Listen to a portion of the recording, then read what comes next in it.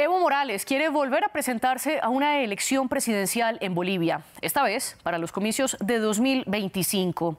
El veces presidente del país andino lucha por el poder de su propio partido, Movimiento al Socialismo, el MAS, que está dividido entre los seguidores de Morales y los del actual presidente Luis Arce.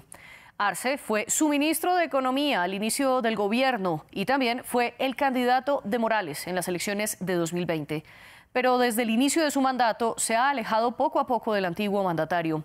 Y por ahora, Arce no ha hablado de querer postularse a las próximas elecciones bolivianas. ¿Por qué se presenta Evo Morales una vez más a la presidencia? Y si esto se confirma, ¿tendrá la suficiente fuerza electoral? ¿Hay algún movimiento que pueda hacerle contrapeso al MAS? Para discutirlo, hoy en el debate conectamos con Gabriel Villalba Pérez, abogado, analista político y autor de los libros ¿Qué es diplomacia en los pueblos? Y Comunicación política desde el sur. Y también conectamos con José Manuel Ormachea, diputado por el partido Comunidad Ciudadana. Ambos se conectan desde La Paz y a ambos les doy la bienvenida. Al igual que les doy la bienvenida a quienes nos ven a esta hora. Los invito a que nos sigan en nuestras redes sociales, donde estamos como @France24-ES. Y en mi cuenta me encuentran como @MariaClaguirre. Leemos todas sus dudas y sus comentarios con el hashtag #ElDebateF24. Y pueden repetir este y todos nuestros programas en nuestro canal de YouTube o escucharlos a través de podcast en Apple Podcast, Spotify, Deezer y TuneIn. Gabriel Villalba, quiero comenzar con usted. Bienvenido al debate. Un placer estar aquí con usted. Cuéntenos qué opina del anuncio de Evo Morales y cómo interpretarlo. Bueno, feliz de compartir con ustedes. Gracias por la invitación. A saludar al diputado de Comunidad Ciudadana. Evidentemente, el movimiento al socialismo representa la fuerza política, la organización política más grande de Bolivia. En esa construcción de esta fuerza política, Evo Morales aún ostenta la presidencia del partido como tal. Entonces, si venimos a hablar estrictamente de su candidatura, no es para la ciudadanía en su mayoría ninguna sorpresa, tampoco para la militancia del movimiento al socialismo. Es una candidatura que ya se veía posible, viable, dentro de los marcos del artículo 168 de la Constitución Política del Estado, dentro de los requisitos formales planteados por la Ley de Organizaciones Políticas, dentro de la normativa del Tribunal Supremo Electoral, el órgano electoral plurinacional de mi país, y dentro de los estatutos orgánicos del propio movimiento al socialismo, compatibilizado y concordado con la Ley de Organizaciones Políticas. Entonces, no existe ninguna sorpresa en torno a su candidatura. Obviamente, el movimiento al socialismo tendrá que cumplir los requisitos formales en el marco justamente de la Ley de Organizaciones Políticas para realizar los procesos de elecciones primarias dentro de esta fuerza política y pues poder viabilizar esta posición de candidatura del exmandatario y actual presidente del movimiento al socialismo, Evo Morales, ya que cumple con lo que prevé los propios estatutos orgánicos del movimiento al socialismo, más de 10 años de militancia, un requisito que no cumple, por ejemplo, Luis Arce Catacora. Entonces estamos hablando evidentemente de una decisión que no causa ninguna sorpresa, la conducción del proceso de cambio nuevamente en las manos de aquel sujeto histórico, indígena, originario, campesino, que supo posicionar a Bolivia en los mejores cuadros internacionales de instituciones, por ejemplo, como la CEPAL, el BID, el Banco Mundial, los parámetros e indicadores de UNICEF, y pues desde el MAS ninguna sorpresa. Gabriel, entonces usted lo que plantea es básicamente que es algo absolutamente normal, ya que Morales tiene todavía la presidencia del MAS. Sin embargo, le quiero preguntar a José Manuel Ormachea qué opina al respecto y también darle la bienvenida a nuestro programa. ¿Cómo estás, estimada? Un saludo para todos los que nos están viendo, un saludo para Gabriel también. Bueno, Evo Morales y su partido, el MAS, ya no son pues la fuerza política más grande de Bolivia, ni siquiera dentro del Parlamento, de la Asamblea Legislativa, donde yo trabajo, porque hoy por hoy sabemos perfectamente que hay dos partidos del MAS, ¿no? La organización de Evo Morales y la organización de Luis Arce Catacora, lo que nosotros llamamos el edismo y el arcismo. Y el mismo Evo Morales ha tuiteado en algún momento que el movimiento al socialismo no forma parte de este gobierno, que ya no forma parte del órgano ejecutivo. Ha roto definitivamente con Luis Arce Catacora, ¿no es verdad? Entonces, ya no se puede hablar del movimiento más grande del país, ni siquiera es la bancada más grande en el Parlamento, ¿no? Entonces, a ver, lo que se está debatiendo en Bolivia es el alcance del artículo 168 de la Constitución Política del Estado. No si está previsto de alguna manera que Evo Morales se pueda postular o no sobre la base del taxativo del artículo 168 que delimita el número de oportunidades en el que un mandatario puede repostularse a la presidencia, ¿no es verdad? Sino que hay que recordar que Evo Morales se ha pasado por encima de la Constitución Política del Estado y el voto soberano del pueblo boliviano que votó en contra de la ampliación del mandato constitucional, 2 términos consecutivos en 2016, ¿no? Igual se postuló el año 2019 saltándose la norma, ¿no? Y en esa elección no llegó a segunda vuelta y para evitar ir a segunda vuelta tuvo que hacer un escandaloso fraude electoral, ¿no? Eso ya lo sabemos todos. Yo personalmente he presentado 223 pruebas de fraude a la misión de observación electoral de la Organización de Estados Americanos y de la Unión Europea. Entonces, muchos afines al movimiento socialismo dicen que hubo un golpe de Estado en Bolivia. No hubo ningún golpe de Estado en Bolivia, ¿no es verdad? Pero de todas maneras, ya había sido esta la segunda vez, perdón, que habría roto la ley Evo Morales, ¿no? ¿Por qué? Porque en la tercera vez que se postuló, el año 2015, se pasó la disposición transitoria segunda de la Constitución Política del Estado que contabilizaba los periodos previos, ¿no?, a la vigencia de la nueva Constitución. Entonces, 2 veces ya rompió la ley para poder postularse, ¿no es verdad? Y no se sabe qué es lo que va a hacer Luis Arce Catacora, justamente porque él prometió ante el pueblo boliviano que él iba a hablar de elecciones después del año 2023, a partir del año 2024. Entonces, que no se crea que va a ser el único candidato de esa organización, si es que deciden unirse y van a ir a primarias, que yo lo dudo mucho, ¿no? El oficialismo ya es un partido político diferenciado al de Evo Morales. Ya vamos a analizar precisamente cuál es la situación constitucional para permitir o no que Evo Morales vuelva a ser candidato presidencial. Pero antes quiero que hablemos de la división que existe entre Morales y Arce. Y le quiero hacer la pregunta a usted, Gabriel, porque José Manuel acaba de afirmar que esta división entre los dos políticos y líderes políticos también del MAS, lo que está haciendo es dividir también la posibilidad de votos. ¿Usted coincide con este punto de vista?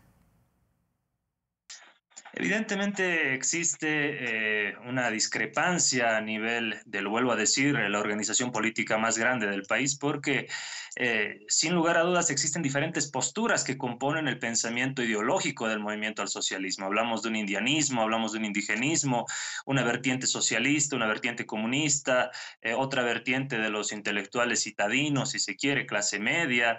Entonces, confluyen diferentes vertientes ideológicas dentro del movimiento al socialismo que se han llegado a separar este último tiempo desde una visión del movimiento al socialismo como un andamiaje estrictamente burocrático estatal, el más burocrático, a la cabeza de Luis Arce Catacora, y por otro lado un movimiento al socialismo orgánico, muy ligado a las organizaciones sociales, muy ligado a el ámbito, si se quiere, de no administración del Estado, pero con una fuerza de movilización que se ha demostrado además ampliamente en las 2 movilizaciones convocadas por el presidente Evo Morales, una desde Caracollo hasta la ciudad de La Paz, con más de 2 millones de personas movilizadas, y también otra movilización en San Francisco en defensa de la democracia en el país, cuando se trataba nuevamente de intentar, bajo la misma hermenéutica, plantear un eventual cerco mediático y político hacia el gobierno del movimiento al socialismo, ¿no? Entonces esto no está en discusión, está aprobado fácticamente. Por otro lado, sí existe una división, a mi modo de ver, lo he dicho en reiteradas ocasiones, existe el más burocrático versus el más orgánico, Luis Arce versus Evo Morales, pero que esto se puede llegar a también resolver, dirimir, consensuar a través de los niveles orgánicos convocados por el propio movimiento al socialismo, ¿no? El Congreso de la UCAeñe, las elecciones primarias, múltiples espacios que de momento no se han podido generar o han podido llegar a generar consensos, pero que en el futuro necesariamente lo harán para generar una candidatura fuerte para el 2025, ya que al frente no tienes organización política que le haga frente al movimiento al socialismo, ¿no? No se está hablando de los estatutos orgánicos de Comunidad Ciudadana, por ejemplo, no se está hablando de los liderazgos de Comunidad Ciudadana, no sé si los tiene, o de Creemos, o de UCS, o de otra fuerza política. Le quiero preguntar ahora a José Manuel, ¿a qué se deben esas diferencias políticas entre Arce y Morales? Bueno, hay que volver a refrescar la memoria y decir que Evo mismo en reiteradas ocasiones ha dicho, y su propia bancada de los leales a Evo Morales dentro de la Asamblea Legislativa, que Luis Arce no forma parte del MAS, que el gobierno de hoy por hoy en Bolivia no es un gobierno del MAS y PCP. Lo ha dicho la facción evista, ¿no? En reiteradas oportunidades. Es más, ellos mismos dicen que ya no hay posibilidad de conciliación en miras del año 2025 y las elecciones nacionales, ¿no? No soy yo el diputado Machea, la Alianza Comunidad Ciudadana, que en este momento tiene la bancada parlamentaria más grande de la Asamblea Legislativa, ¿no? Tomando en cuenta la división del MAS. Entonces, eso de decir que no hay liderazgos alternativos es absolutamente falso, porque si tenemos la bancada parlamentaria más grande de este país, entonces pues tenemos pues mucho más liderazgo que los que ahora están divididos por buscar pegas en el Estado, que es la única división que realmente ha hecho que estén separados en este momento, ¿no? Y ya no tiene pues fuerza social, como argumenta aquí mi estimado Gabriel. ¿Por qué? Porque en la última movilización que querían hacer el 4 de septiembre para apoyar a Evo Morales, el evismo no tuvo la fuerza suficiente y tuvo que posponer, cancelar para octubre o noviembre esta movilización. Es más, ya hay muchas organizaciones sociales en el país que han argumentado que están del lado de Luis Arce Catacora o de otras organizaciones políticas y ya no de Evo Morales, y por tanto no van a participar en el congreso que ha llamado Evo Morales en la localidad de Laucaeñe, en el departamento de Cochabamba, al centro del país, ¿no? En el trópico de Cochabamba. No van a asistir. Cada día una organización más está afirmando que no va a acompañar a Evo Morales en ese congreso del MAS y que más bien van a asistir a el cabildo que ha propuesto en esas mismas fechas Luis Arce Catacora, o simplemente ya están absolutamente decepcionados del movimiento al socialismo y están buscando pues apoyo de otras organizaciones políticas, ¿no es verdad? Pero lo que quiero dejar muy claro, lo que en este momento se está debatiendo en el país es si el artículo 168 de la Constitución Política del Estado tiene el alcance, por ejemplo, de la Constitución mexicana, que te dice una persona tiene derecho a solo una elección, ¿no? Que es un sexenio en México, y después se va a su casa y no se puede volver a repostular nunca más, ¿no? Nosotros queremos saber a través del Tribunal Constitucional, que es el que va a dirimir sobre este tema en particular, va a interpretar el artículo 168 para ver si tiene un alcance parecido al de México, que es que una persona ya no se puede repostular después de esas 2 veces que manda la Constitución consecutivas, a pesar de que pueda haber 5 años de espera, ¿no? Como pasa en otros países, que puedes esperar 5 años y volver a repostularte, o definitivamente no es así. Y sí, básicamente el Tribunal Constitucional está obligado, y eso hay que decirlo a todo el mundo, a interpretar nuestra Carta Magna sobre la base del Sistema Interamericano de Derechos Humanos y la opinión consultiva que ha respondido hace muy poco, que indica que la reelección en nuestro país no es un derecho humano como habría querido interpretar de manera antojadiza Evo Morales para querer repostularse de manera eterna. No es así, ha respondido el Sistema Interamericano de Derechos Humanos, y la misma Constitución Política del Estado establece en su artículo 256 que toda interpretación que se le dé a la Constitución tiene que tener una primacía en cuanto a derechos sobre la base de tratados internacionales. Entonces, el Sistema Interamericano de Derechos Humanos en sí mismo te está diciendo cómo interpretar el artículo 168. Se tienen que basar sobre esa opinión consultiva. Por tanto, nosotros consideramos que si ya has violado la Constitución 2 veces seguidas, para poder repostularte 4 veces al hilo. Por tanto, nosotros creemos que no podría repostularte en ese caso Evo Morales. Pongámosle la lupa a ese artículo 168 de la Constitución boliviana que usted menciona, José Manuel, porque este afirma que el periodo presidencial y vicepresidencial es de 5 años, y esto lo leo textualmente, y pueden ser reelectos por una sola vez de manera continua. José Manuel afirma que esto, a la luz de la interpretación del sistema interamericano, también implica que esto podría prohibirle a Evo Morales presentarse a una nueva candidatura. Gabriel, ¿cuál es su postura al respecto? Con relación al artículo 168, efectivamente, como usted muy bien lo ha señalado, nos habla de mandatos, periodos constitucionales, refiere la Constitución, continuos. No nos habla en ningún momento de periodos discontinuos, ¿no? Entonces hay que ser muy claros y taxativos también con ello. El diputado de Comunidad Ciudadana citaba la opinión consultiva OC 28 del Sistema Interamericano de Derechos Humanos, que es una opinión no vinculante para el Estado boliviano. Aún así, con la opinión consultiva a instancias de Colombia, está totalmente, plenamente habilitado Evo Morales si hablamos de una interpretación a esa opinión consultiva, ¿no? Por otro lado, el artículo 256 de la propia Constitución Política del Estado nos habla de una aplicación preferente de los tratados y convenios internacionales única y exclusivamente en materia de derechos humanos.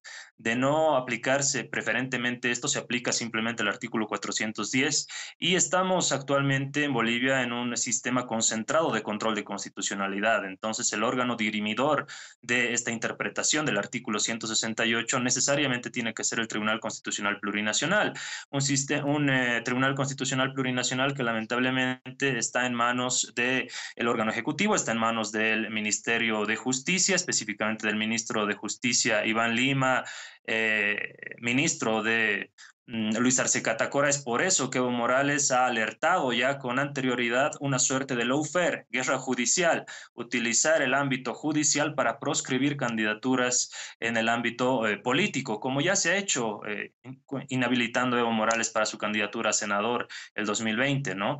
Se ha hecho en Argentina con Cristina, se ha hecho en Brasil con Lula. Entonces estamos, y no es ninguna sorpresa el ámbito del lawfare en Latinoamérica, ¿no?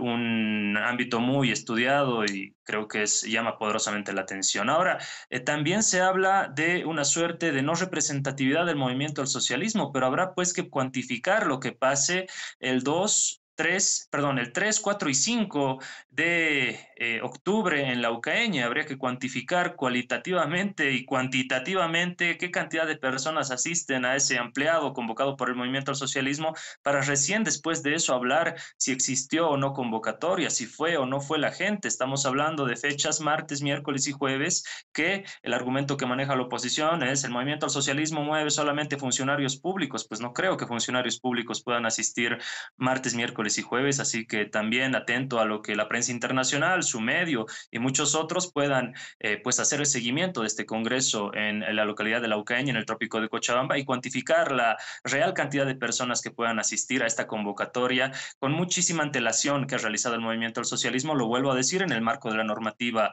electoral vigente en el país y en el marco de la ley de organizaciones políticas, al haber compatibilizado su estatuto orgánico.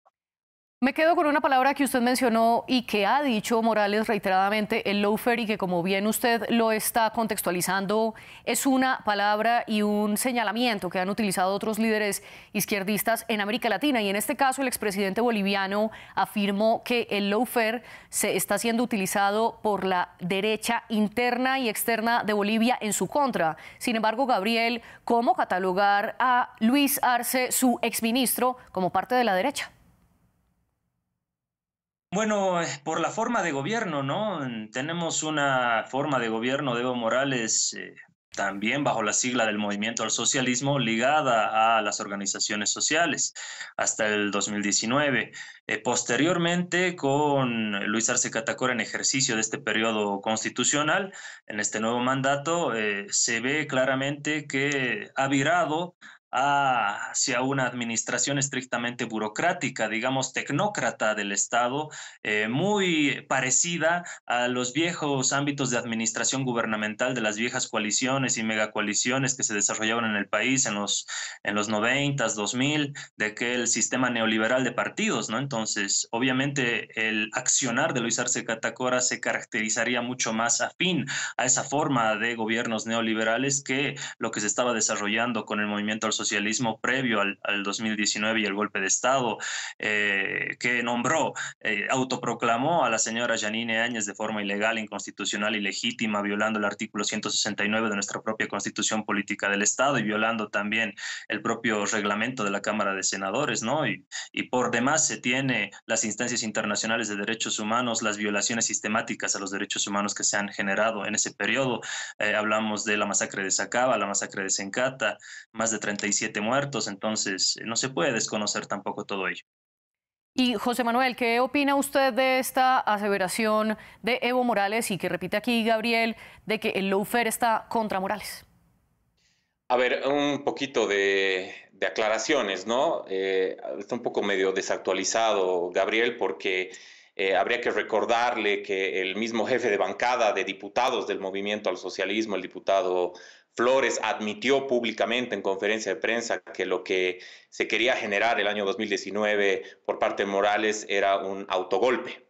¿No es verdad? Él mismo lo admitió, ¿no? El jefe de bancada del propio partido político de Morales, ¿no? Generando un vacío de poder para poder retornar tipo Hugo Chávez el año 2002, pero bueno, le salió mala jugada y prevaleció la democracia y el hilo constitucional que obviamente permitía a la segunda vicepresidenta de la Cámara de Senadores asumir ante las renuncias masivas de la presidenta del Senado y el vicepresidente del Senado que pertenecían al partido de Morales, además del presidente de la Cámara de Diputados. Por el otro lado, a ver, los magistrados del Tribunal Constitucional que van a fallar a favor o en contra de Morales en cuanto a su repostulación, los ha puesto Evo Morales.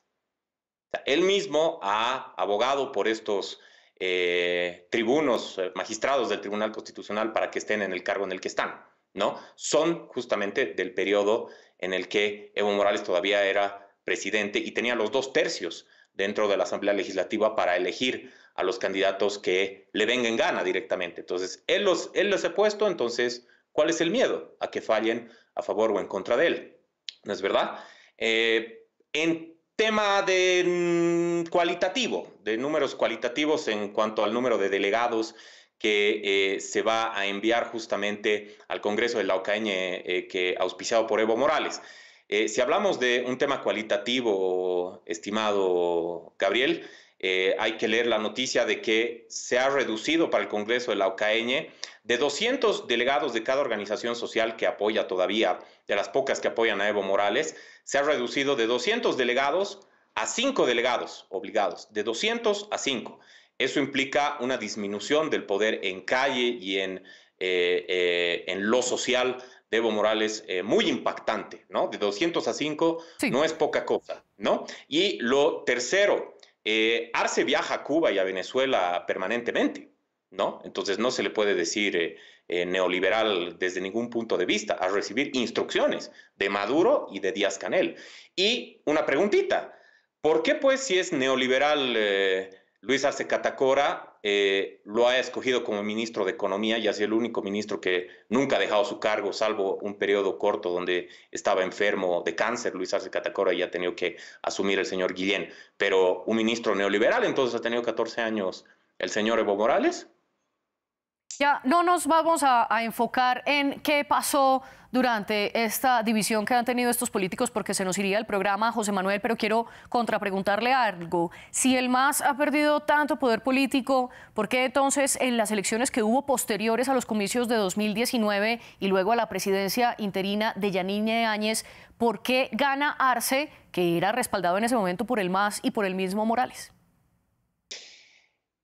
La hipótesis que nosotros tenemos de por qué ganó justamente Luis Arce Catacora es que se dividió el voto opositor entre nuestra fuerza opositora, que fue la que ganó para llegar a la segunda vuelta el año 2019 y que estaba contemplado en todas las encuestas serias de este país que iba a ganar por más de 10 puntos a la candidatura de Evo Morales en un balotaje, en una potencial segunda vuelta que quiso evitar justamente con su autogolpe, ¿no? Pero se dividió el voto y se dividió entre el señor Luis Fernando Camacho del partido Creemos, ¿no? Que ahora está preso, es un preso político, eso lo denunciamos ante todo el mundo, por supuesto, por un caso inventado, justamente el caso supuesto golpe de Estado, cuando sabemos que no hubo ninguno, hubo un fraude monumental y un intento de autogolpe de Evo Morales, donde utilizó inclusive a la Central Obrera Boliviana y a la policía y el ejército en su momento, que después se rebelaron en contra de él y por eso le salió el tiro por la culata. Pero bueno, Camacho en este momento está preso, es el gobernador del departamento con mayor población, se estima, del país, ¿no? El departamento de Santa Cruz, y él se postuló a las elecciones también el año 2020, creyendo que por su participación, obviamente, en las movilizaciones de 21 días contra Evo Morales, importante en el oriente boliviano y complementado en el occidente por las movilizaciones en las que hemos participado junto con Carlos Mesa y otros actores de la oposición, él creía que podía ser una opción importante y que el voto opositor iba a virar alrededor de él. ¿No es verdad? Sin embargo, su hipótesis fue errónea, fue fallida, ¿no es verdad? Y si tú sumas básicamente la votación que obtuvo Carlos Mesa, nuestro candidato a la presidencia, el expresidente de Bolivia, ¿no? Y el porcentaje de votación que sacó Luis Fernando Camacho, básicamente Sí. nos alcanzaba para una segunda vuelta, ¿no? Y si es que no se postulaban algunos pequeños partidos que sacaron 3, 4 o 5%, que también eran opositores y que vieron una oportunidad ahí y que también fallaron, pues llegábamos a una segunda vuelta, ¿no es verdad? Gabriel, quiero ahora ir con usted porque José Manuel ha señalado varias de las críticas más fuertes que le han hecho a Evo Morales. Primero, tuvo 3 gobiernos entre 2006 y 2019, en el medio, en 2016, como ya lo mencionó José Manuel, un referendo que impedía o votaba en contra de un nuevo mandato de Morales. Luego de esto vino toda la crisis social y política que vivió Bolivia en 2019, en la elección en la que precisamente su principal rival fue Carlos Mesa, de Comunidad Ciudadana, el partido de José Manuel, nuestro invitado, y allí hay toda clase de señalamientos sobre lo que ocurrió y que aquí, por supuesto, no podemos profundizar porque se nos acaba el tiempo. No vamos a replicar las versiones de si fue o no una elección legítima o si, por el contrario, fue una elección robada en la que Morales repuntó después de 20 horas, en la que hubo fallas en la electricidad. Pero, Gabriel, lo que le quiero preguntar es, después de todos los señalamientos que ha habido en contra de Evo Morales, ¿por qué el MAS se va de nuevo con este candidato? ¿No tienen más aspirantes dentro del partido? Bueno, para hacer una pequeña aclaración, ¿no? Hubo fallas no en la electricidad, hubo fallas en un sistema no oficial de cómputo, que es el sistema TREP, un sistema no oficial reconocido por el órgano electoral plurinacional. Pero bueno, como usted dice, avancemos en la temática que nos atañe el día de hoy. Evidentemente, el movimiento al socialismo es un conglomerado político que no se ha construido pues el 2019, que no se ha construido los últimos 20 años, es un instrumento político en realidad, la antítesis de un partido político que aglutina diferentes organizaciones sociales antes excluidas por los partidos neoliberales tradicionales. Esa es la fuerza que tiene el movimiento del socialismo, que todavía no ha podido ser no ha podido tener una lectura cabal, no han podido tener una lectura cabal de ello los diferentes actores políticos opositores en nuestro país, ¿no? Pero más allá de ello, se tiene múltiples liderazgos. Es el caso del presidente de la Cámara de Senadores, Andrónico Rodríguez, que es a la vez el vicepresidente de las 6 federaciones del Trópico de Cochabamba, el segundo al mando después de Evo Morales, en aquella confederación de productores de hoja de coca a nivel nacional. Estamos hablando de también otras figuras. José Manuel se codea todos los días en la Asamblea Legislativa con diputados, senadores que son de su misma edad, ¿no? Alrededor de 30 años. Entonces, estamos viviendo una suerte también de regeneración a nivel generacional, valga la redundancia, no solamente a nivel del movimiento al socialismo, a nivel de toda la estructura política, tanto formal en el ámbito tradicional, digamos, de representatividad que es el Congreso, como también en el ámbito de la sociedad civil. De hecho, Bolivia es uno de los países más jóvenes a nivel de sus votantes, ¿no? El padrón electoral actual pues tiene un 40% de juventud y de esa misma forma también se refleja en la participación política. Existen críticas al gobierno de Luis Arce por ese viraje tecnócrata, burocrático, alejado del ámbito orgánico, ¿no? Y esto es natural en cualquier organización política en ejercicio del poder. Más allá de ello, también creo yo que el ajayo, el espíritu de esta organización política es pues el movimiento campesino. Como lo dijo también en recientes oportunidades el ex vicepresidente del Estado, el señor Linera, esta conducción del movimiento al socialismo debe volver a las manos del sujeto histórico, el indígena originario campesino en Sí. Bolivia, que es mayoritario en nuestro país. Ese es el verdadero fundamento para que Evo Morales regrese, ¿no? No está en manos, pues, de los citadinos, blancoides, digamos, tecnócratas, intelectuales. Nosotros apoyamos, sí, pero no somos conductores de este proceso. Una especie de comandancia y subcomandancia al estilo del Ejército Zapatista de Liberación Nacional o el subcomandante Marcos, ahora subcomandante Galeano, digamos, ¿no? Sí. Hay que reconocer este sujeto histórico conductor del proceso que es el campesinado en Bolivia. José Manuel, y a usted también le quiero hacer una misma pregunta o una misma pregunta por un estilo semejante, y es, ¿qué pasa con la oposición que no logra elegir a un candidato lo suficientemente fuerte para hacerle frente al MAS, ya que desde el 2006 en todas las elecciones presidenciales ha ganado el movimiento al socialismo la mayor parte del tiempo con Evo Morales y ustedes siempre han perdido, y lo digo porque Yanine Áñez no fue elegida, sino que ella fue presidenta interina, ya que era la presidenta del Senado una vez el presidente y el vicepresidente dimitieron en 2019. Es que hay que preguntarse a quién te refieres por ustedes, ¿no es verdad? Yo no he militado en ningún otro partido político antes de la Alianza Comunidad Ciudadana, y ese es el caso de la gigantesca mayoría de los actuales diputados y senadores que tenemos en la Alianza. Casi todos venimos de la sociedad civil, de las calles. Nosotros nunca hemos militado en partidos políticos previos a nuestra participación tanto en el año 2019 como en el año 2020. Entonces, cuando se hace la pregunta ¿por qué no ganaron? Ustedes, ¿no? Hay que ser más precisos en el sentido de que la gigantesca mayoría de nosotros es nuestra primera participación, nuestra primera actuación en política. Nosotros venimos del activismo en las calles, sobre todo la generación del 21F, que es la que ha derrotado a Evo Morales. Hemos ingresado derrotando a Evo Morales y en el 2019... Le cambio la pregunta y lo interrumpo. ¿Por qué la oposición boliviana entonces no ha logrado derrotar al MAS?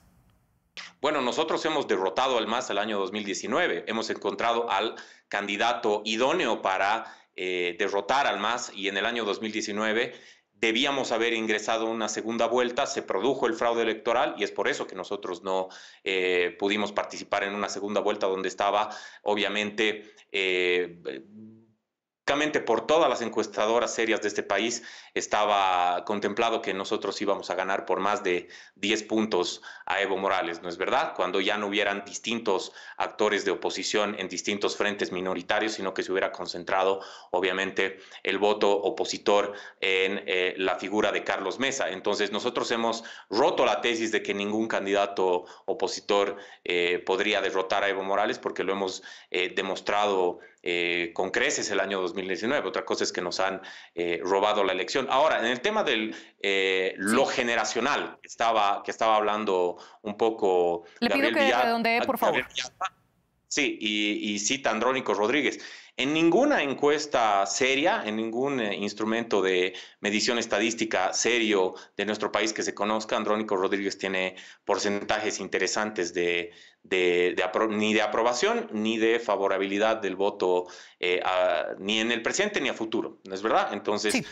los únicos tres que en este momento podrían disputar la presidencia de Bolivia por su nivel de reconocimiento, su nivel de aprobación y su nivel de popularidad son Carlos Mesa, Luis Arce Catacora y Evo Morales, ¿no? Y ya veremos qué pasa entonces en 2025. Gabriel, muy brevemente su conclusión de cómo interpretar este anuncio de Evo Morales.